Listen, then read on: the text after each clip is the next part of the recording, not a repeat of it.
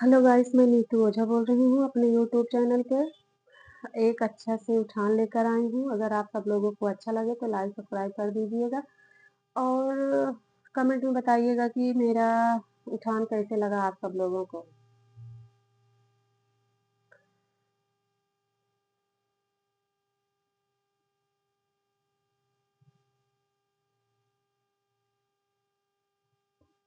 हम तो जानी लालन हुई हैं हमरे हुई गई लली लली। हम तो जानी लालन हुई हैं हमरे हुई गई लली लली।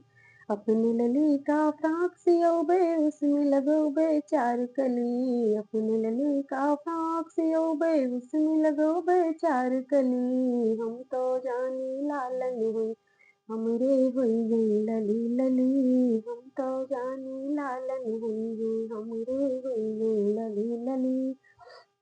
अपने लली का ब्याह रचौबे वृंदावन के कुंज गली। अपने लली का ब्याह रचौबे वृंदावन के कुंज गली।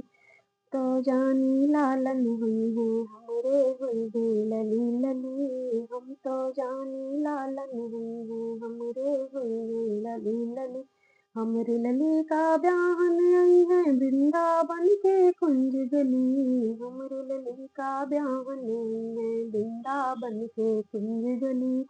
तो जानी लालन हुई है हमरे हुई गई लली लली।